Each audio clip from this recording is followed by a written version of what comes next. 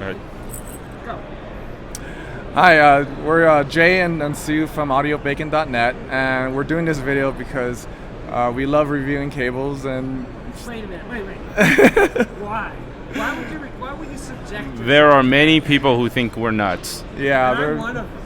yeah, really okay. So I mean, people are against using cables to tune their system, but wire's not just wire; it has sound, depending on dielectrics and conductors and connectors as well, even solder. So when we mention there's direction to cables, we get a lot of hate mail. Yeah, I bet. You should really see our article on Ethernet cables. Wow. Yeah, that was a big hit. I think it got over 50,000 views, and we got a few comments from the exhibitors here about the Ethernet cables. I myself didn't believe in it. We're both engineers, and so. What are your degrees in? What? What kind of engineer? Oh, we're electrical engineers. We're both electrical engineer by trade. We do IT work. IT work and computer science, but we thought it was zeros and ones as well, but we're more open-minded than most, and so we just gave it a shot. I tried about 20 to 30 Ethernet cables, and they all sound different, and I wrote notes for months, and I created that review.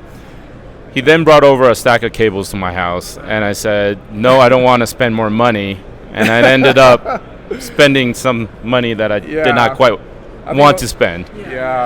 Yeah, the best one turned out to be around a $600 or $700 Ethernet cable. So the expensive ones were better. Not Not the best, but I mean they were better. There was one that I think it was only $30, $40, and that was like in the top 3. So it wasn't about money. It didn't correlate to performance, but. Price did not always mean performance, but in the case of the one we picked out, it wasn't the most expensive, but it wasn't quite cheap either. Yeah. What was it? Just how smooth it sounds. But what was the brand? The brand was Supra cables. The Supra cables. You can DIY them as well. Supra, Cat 7 or Cat 8. They call it Cat 8, but I don't think it's built to spec. But Cat 8 cables are, I think, $40-$50. You can get them. A lot of people have tried them, and they gave me good feedback on how it sounds. For $50, it's really good deal. And the $600 one was the SOM DBL Cat 7 cable, which has a filter block on it. For whatever reason, it was just quieter. It had more of a holographic sound. I mean, people are laughing at this right now, but you just have to try it out. But what we discovered, digital cables are a lot more difficult to design to sound great over signal cables like interconnects and XLR cables, RCA cables. I think those are more flavorings, but digital cables you can actually mess up depending on how you wire up like for USB cables, how you wire up the 5-volt. Pierce cables actually isolates the 5-volt. So there's many designs that people use, different dielectrics. So you go into depth in this in the review, in your site. Yes. And I also recently did a BNC coaxial review, and that got a lot of hate as well. And because it's zeros and ones, like everyone says, but we're trying to use it in dual mode for the core electronics DACs and Bluetooth and Hebrew M scaler. So in that case, we're trying to upscale to 768, and they're all different. I spent about 2-3 months going through probably 20 more cables. But the thing is, okay, let's say this cable, you think this is an amazing cable. Okay. But is its amazingness relative to what the source is and what the load is? Does that Yes. really make any difference? Yeah, it does make a difference, but we do try these cables on multiple systems. And so, but in this case, it's usually in dual mode. Only the Cord products that I know of use 2 cables. And so we'll use single cable for different DACs, different systems, different servers. And we kind of go over our notes over a couple of weeks, aggregate what was the same, what was in common.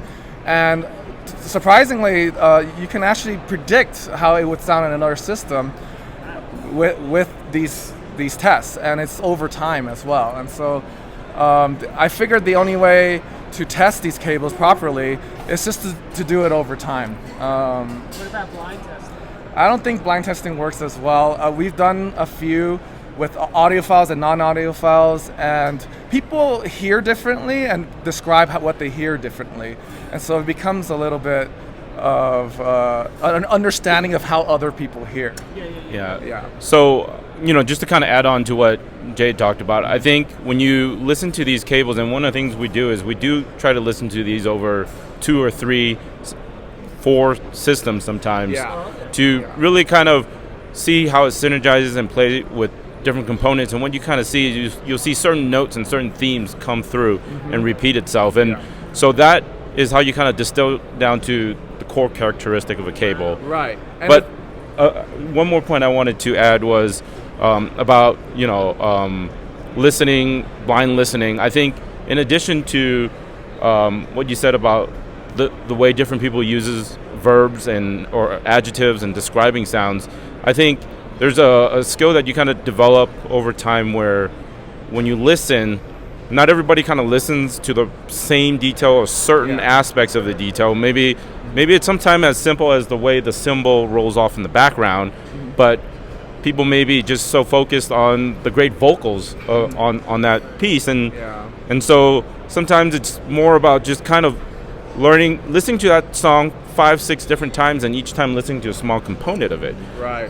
When you listen to it as a whole, sometimes it's not quite apparent, but if I say, hey, listen to the way that bass rolls off, how does that sound here? Yes. Let's play that with this cable. How does that sound here? And do that across multiple systems. So it turns out a lot of times, like if the cable's warmer on one system, it won't sound as warm on another system, but relative to the other cables, they would be. So there is consistency. There's still consistency, but there are times where we're baffled. We don't know why it sounds different, completely different. And so there are cases like that, but for I would say over 90%, you can actually, there's a relative difference that you can actually write down and take notes about. So do you do interconnects and speaker cables as well? We do. Power cables, interconnects, digital cables. Like I said, I think digital cables are the most difficult. You can actually mess that up. But analog cables are more flavorings, I feel. So every designer has their own approach, and they have their own fans. And so some fans, prefer the whole liquid sound, or someone prefer the more raw and gritty sound. And so that's a personal preference. Sure. But digital cables, you can definitely mess up. Yes. So name your site again. Audiobacon.net. You can follow us on Instagram and Facebook as well. Do you make YouTube? We're starting a little bit of YouTube. Yeah, we're not on video much, but it's good to get. You're good on camera. Oh, thanks, Steve. We just put up a day one summary. Took a lot of work, but it's our kind of first foray into doing a little bit more video-based editing. We're huge fans of yours as well. The audiophiliac. Anyway, thanks, guys. All right, thank you. It's good.